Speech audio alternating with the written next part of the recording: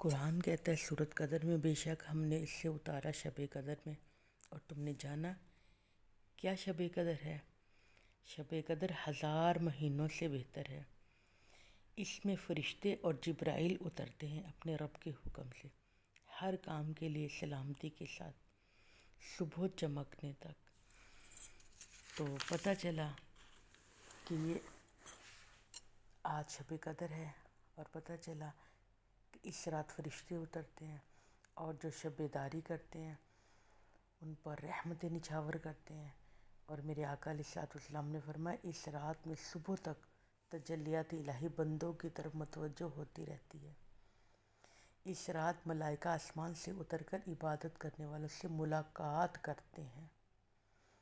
اس رات میں فرشتے ملاقات کی وجہ سے عبادت میں لذت پیدا ہو جاتی ہے، کیونکہ فرشتوں کی ملاقات کی وجہ سے دل چاہتا ہے کہ میں عبادت کرتی رہوں، دل لگ جاتا ہے عبادت میں۔ اس رات میں لوح محفوظ سے آسمان تک رب تعالیٰ نے قرآن بھی نازل فرمایا ہے۔ اس رات میں لوح محفوظ سے آسمانی دنیا تک نزول قرآن ہوا۔ اس رات میں فرشتوں کی پیدائش ہوئی۔ اس رات میں جنت میں باغات لگائے جاتے ہیں۔ اس رات میں کھارا پانی میٹھا ہو جاتا ہے۔ تو اب ہم نے تلاش کرنی ہے شب قدر کون سی ہے۔ تو میرے حضور سید عالم صلی اللہ علیہ وآلہ وسلم نے فرمایا رمضان کے آخری عشرے میں، یعنی کہ طاق راتوں میں تلاش کرو۔ مگر آپ نے بتایا نہیں کون سی رات ہے، تاکہ بندہ ہر رات کوشش کرے، ہر رات جستجو کرے، ہر رات عبادت کرے اور اس کو حاصل کرنے کی کوشش کرے۔ تو جس کی وجہ یہ ہے کہ رمضان المبارک پہلے انسان عبادت سے ہوتا ہے، سارا دن روزہ رکھتا ہے، پھر رات میں 20 تراویحیں پڑھتا ہے، زیادہ عبادت، اور پھر اس کے ساتھ مزید ساری رات کے بارے میں کہا جاتا ہے کہ بندہ رب کے ساتھ تعلق بنا لے، رب کے سامنے جھک جائے، کیونکہ ہر ساعت رمضان المبارک کی بابرکت اور رحمت سے بھرپور ہے، اور رمضان المبارک میں رب کی رحمتیں کثیر تعداد میں نازل ہوتی ہیں۔ اور شب قدر یہ 1000 مہینوں سے زیادہ افضل ہے۔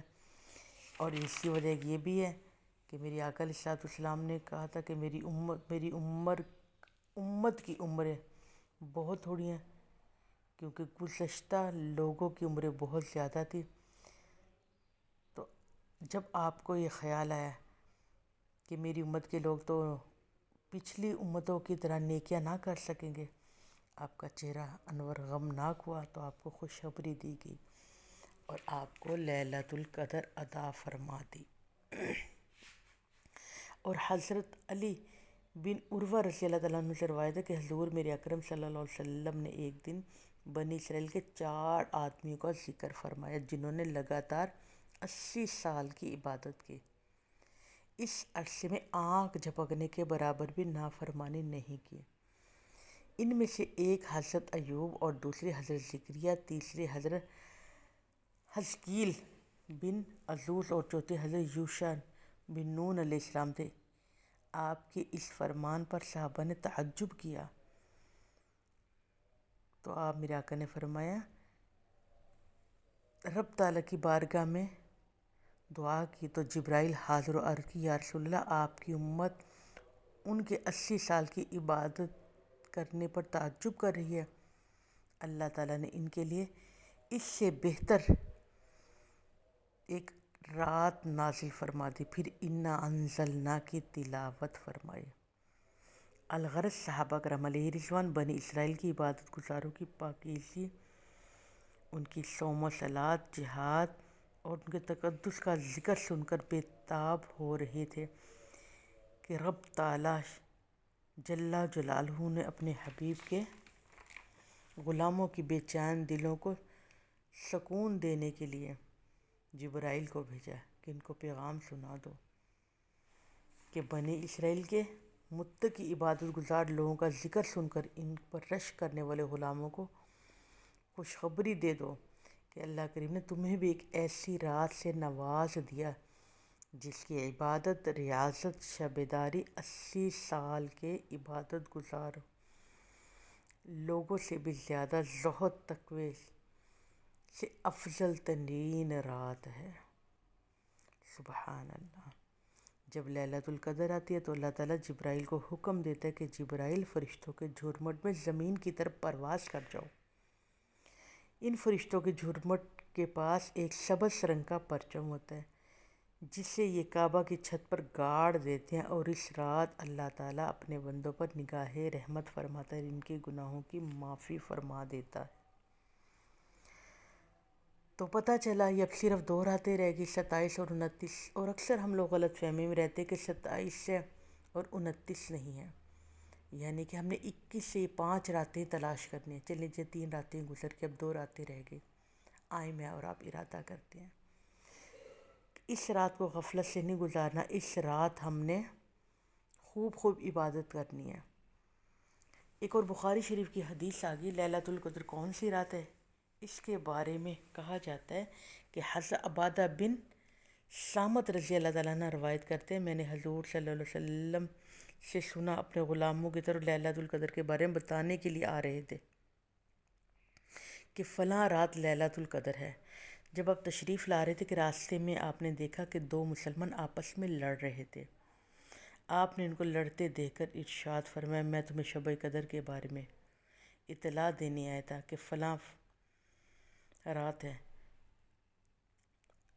لڑائی کی وجہ سے یہ بات مجھ سے اٹھا لی گئی، اب تم اس رات کو 21ویں، 25ویں، 23ویں، 29ویں، 27ویں ان راتوں میں تلاش کرو۔ تو اللہ رب العزت نے اس لیے اس رات کو چھپا لیا کہ کوئی بندہ تمام راتوں کا احترام کرے، جیسے کہ موت کو چھپایا ہوا کہ بندہ ہر وقت ڈرتا رہے، موت ظاہر نہیں نہ کی، تو اس لیے کہ بندہ ہر وقت ڈرتا رہے، ہر وقت بچنے کی تدبیریں کرتا رہے۔ اور نیک بندوں میں اللہ نے اپنے اولیاء کرام کو چھپا دیا تاکہ ہر بندے کا احترام باقی رہے، اور نماز کو نماز وسطیٰ میں درمیانی نماز میں چھپا دیا تاکہ ہر بندہ پوری نمازیں پڑھے، اور جمعے کی قبولیت کی دعا کو پورے جمعے میں چھپا دیا کہ تاکہ سارا دن بندہ جمعے کی گھڑیوں سے فیض یاب ہوتا رہے، تاکہ ہر وقت دعائیں کرتا رہے، اور دعاؤں میں قبولیت والی دعا کو چھپا لیا تاکہ بندہ اللہ تعالیٰ سے مانگتا ہی رہے۔ لیلۃ القدر کو اس لیے پوشیدہ رکھا کہ رمضان کی راتوں کی فضیلت حاصل کرتا رہے۔ تو سمجھ آ گئی کہ ہم نے خوب باتیں کرتے، اب تو بہت تھوڑے دن رہ گئے، بہت تھوڑا وقت رہ گیا، کوشش کریں آخر سنوارنے کی، اللہ کی رحمتیں حاصل کرنے کی، لیلۃ القدر کو اس ہزاروں مہینوں کی جو افضل ترین رات ہے اس کو ہم تلاش کریں۔ اللہ رب العزت ہمیں شہادت عطا فرما دے، آمین اللہم آمین۔